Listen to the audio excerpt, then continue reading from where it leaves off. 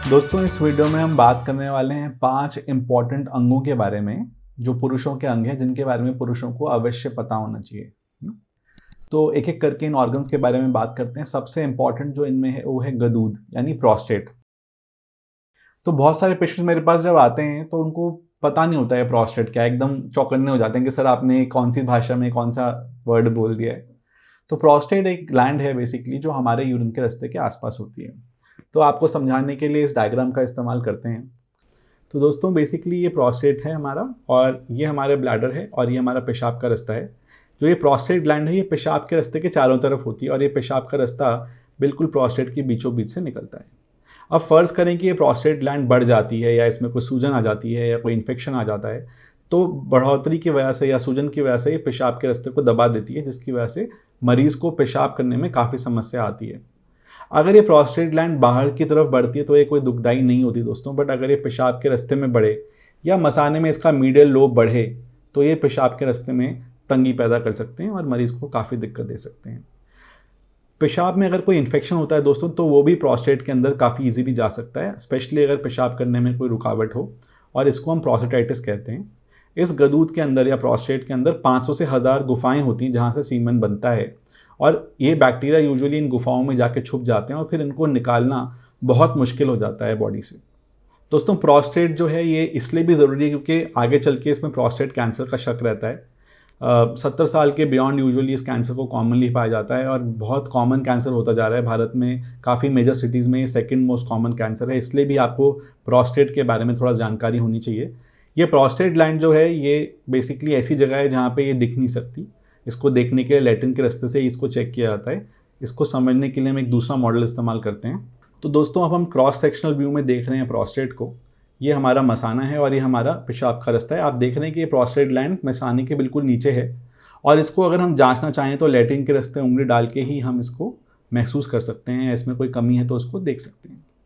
बहुत सारे पेशेंट्स के लिंग के मुंह पे जलन होती है जो कि प्रोस्टेट के इन्फेक्शन से होती है, क्योंकि प्रोस्टेट की नसें और लिंग के मुंह की नसें ये सेम होती हैं हमारे दिमाग में। तो अगर कोई भी यहाँ दिक्कत हो इस रीजन में, चाहे मसाने के मुंह पे यानी ब्लैडर के माउथ पे हो या प्रोस्टेट में हो, तो ऐसे में ये इन्फेक्शंस या जलन ये लिंग के मुंह पे हमें महसूस होती हैं। दोस्तों अब हम चलते हैं नेक्स्ट ऑर्गन पे जिसके बारे में आपको पता होना चाहिए, वो है seminal vesicles. Seminal vesicles basically दो लंबे लंबे ऑर्गन्स हैं जो ग्लैंड्स हैं, ये यहाँ पे सिचुएटेड हैं हमारे मसाने के जस्ट बिल्कुल पीछे और गदूद के भी बिल्कुल पीछे।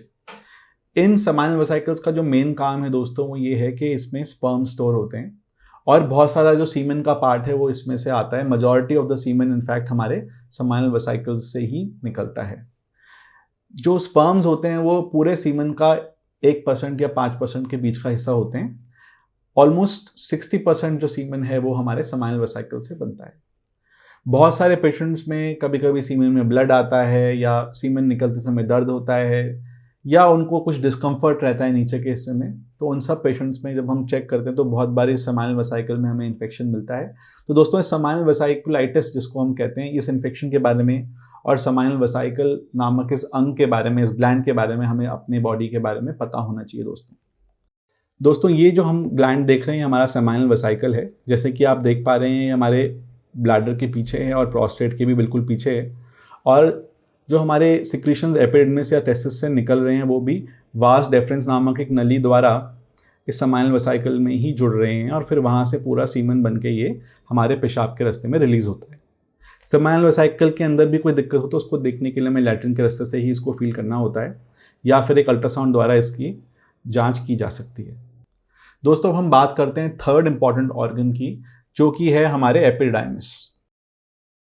तो दोस्तों जो एपिडिडमिस है ये भी एक ट्यूबुलर स्ट्रक्चर है जो हमारे टेस्टिस के ऊपर होता है, यानी हमारी ये गोलियां हैं इसके ऊपर ये एपिडिडमिस है। तो दोस्तों ये जो गोली है, जो टेस्टिस है, ये हमारे स्क्रोटम में है और इसके ऊपर जो ये ग्लैंड हम देख रहे हैं लाल रंग का, ये एपिडिडमिस है।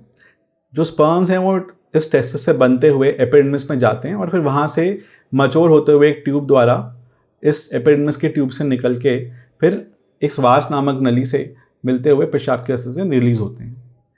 तो ये एपिडिडमिस जो है ये बहुत मुश्किल है इसको पैल्पेट करना या इसको जांचना, क्योंकि ये बिल्कुल गोली के पीछे और बहुत ही पतली सी एक ग्लैंड है। बहुत एक्सपीरियंस हाथों से ही इसकी बीमारियों को पकड़ा जा सकता है। दोस्तों एपिडिडमिस के अंदर अगर इन्फेक्शन हो तो ये भी कभी कभी स्क्रोटल पेन यानी कि गोलियों में दर्द या अंडकोश में दर्द की तरह प्रेजेंट करता है। बहुत सारे मरीजों को पता नहीं लगता दर्द क्यों है, सिर्फ नीचे के हिस्से में दर्द बताते हैं, नलों में दर्द बताते हैं, और जब हम चेक करते हैं तो एपिडाइमाइटिस निकलता है। और एपिडाइमाइटिस इतना ज़रूरी है कि इसके ऊपर हम एक अलग से एक वीडियो बनाएंगे जो आप देख सकते हैं। दोस्तों जो चौथा इंपॉर्टेंट ऑर्गन है जिसके बारे में आपको पता होना चाहिए वो है हमारा स्क्रोटम। स्क्रोटम यानी कि वो थैली जिसके अंदर हमारा टेस्टिस यानी गोलियां होती हैं, है ना। तो जो स्क्रोटम है बेसिकली इसके अंदर एक मसल होती है जिसको हम डार्टॉस मसल बोलते हैं। बहुत सारे पेशेंट्स को इसको लेके बहुत भ्रांतियां होती हैं, उनको लगता है कि हमारी एक गोली लटक रही है, हमारे स्क्रोटम लटक गए हैं। तो आपको समझना होगा दोस्तों कि जो हमारा स्क्रोटम है इनका मेन रोल जो है वो एक तो ये है कि गोलियों को स्टोर करके रखना बॉडी से बाहर, और दूसरा उसका टेम्परेचर भी मेंटेन करने में स्क्रोटम का बहुत बड़ा योगदान है दोस्तों।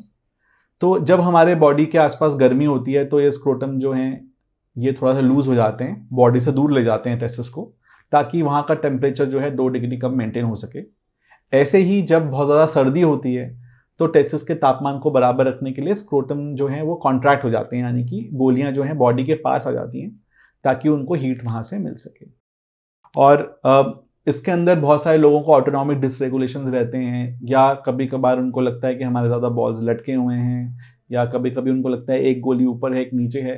तो दोस्तों ये भी समझना होगा कि आमतौर पे गोलियों का लटके रहना एक तरफ ज़्यादा एक तरफ कम है, नॉर्मल है, दोनों गोलियां एक साथ एक जैसी लटकी नहीं रहती। दूसरा इंपॉर्टेंट बात जो आपको पता होनी चाहिए कि दोनों गोलियों का साइज भी थोड़ा ऊपर नीचे हो सकता है, और इनकी मूवमेंट भी गर्मी सर्दी के हिसाब से बदल सकती है। उसमें कई मरीज कहते हैं कि सर गर्मी में तो हमारा स्क्रोटम जो है नीचे लटक जाता है, सर्दी में ऊपर आ जाता है। तो ये नॉर्मल है दोस्तों, इस पर आप बिल्कुल परेशान ना हो, अपनी एनर्जी को इस पर वेस्ट ना करें। दोस्तों जो पांचवा इंपॉर्टेंट ऑर्गन है जिसके बारे में मैं आपको बताना चाहता हूं वो है हमारे टेस्टिस, है ना। टेस्टिस के बारे में सबसे इंपॉर्टेंट बात जो आपको बताना चाहूंगा वो ये है कि ये स्पर्म बनाने में हमारे मेन ऑर्गन होते हैं, और टेस्टोस्टेरोन नामक हार्मोन जो पुरुषों का मेन हार्मोन है इसके लिए बहुत ज़रूरी होते हैं। आमतौर पे 2 टेस्टिस होते हैं, पर काफ़ी सारे पेशेंट्स के अंदर टेस्टिस या तो नीचे नहीं आते जिसको हम अनडिसेंडेड टेस्टिस कहते हैं। इसमें क्या होता है कि डेवलपमेंट के समय जब बच्चा बन रहा होता है उस समय टेस्टिस जो हैं वो अपनी कैनाल के थ्रू नीचे नहीं पहुंचते, और कभी कभी एक टेस्टिस या तो ऊपर रह जाता है या फिर अंदर ही वो ख़त्म हो जाता है, या कभी कभी दोनों टेस्टिस भी ऊपर रह सकते हैं। ऐसी कंडीशन अगर आपको लगता है कि एक गोली मिसिंग है या नहीं है तो ऐसे में आपको एक यूरोलॉजिस्ट या एंड्रोलॉजिस्ट की सलाह ज़रूर लेनी चाहिए दोस्तों। इसके अलावा कभी कभी टेस्टिस जो हैं वो वैसे तो वर्टिकली अलाइंड होते हैं, बट कभी कभी वो टेढ़े हो सकते हैं या उनकी ओरिएंटेशन ऊपर नीचे हो सकती है, जिसके लिए आप एक बार एग्जामिनेशन करा के कंफर्म कर सकते हैं कि ये चिंता की बात तो नहीं है, क्योंकि बहुत सारे ऐसे पेशेंट्स में टॉर्जन हो सकता है, यानी टेस्टिस जो है अपने ही नलों पे घूम जाती है और फिर उसकी ब्लड सप्लाई खत्म होने से टेस्टिस धीरे धीरे सिकुड़ के खत्म हो जाती है दोस्तों। इसके अलावा टेस्टिस का जो वॉल्यूम है वो आमतौर पे 20% का उसमें डिफरेंस रह सकता है, वो एक नॉर्मल है, पर 20% से ज़्यादा का डिफरेंस अगर है तो आपको एक बार एक एंड्रोलॉजिस्ट की सलाह लेनी चाहिए। और टेस्टिस का ऊपर नीचे रहना जैसे मैंने आपको समझाया ये एक नॉर्मल चीज़ है। जो लेफ्ट साइड का टेस्टिस है यूजुअली वो लटका हुआ रहता है थोड़ा ज़्यादा compare to the right side, but कई पेशेंट्स में ऐसा उल्टा भी हो सकता है कि राइट का ज़्यादा लटका रहे, लेफ्ट का कम लटका रहे।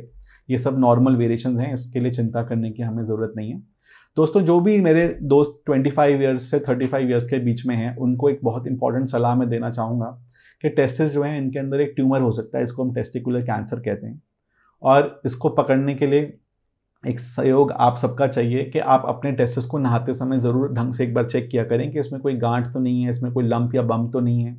अगर आपको ऐसी कोई गांठ महसूस हो तो तुरंत आपको एक एंड्रोलॉजिस्ट की सलाह लेनी चाहिए, एक यूरोलॉजिस्ट की सलाह लेनी चाहिए, क्योंकि ये एक साइन हो सकता है टेस्टिकुलर ट्यूमर का या टेस्टिस के कैंसर का।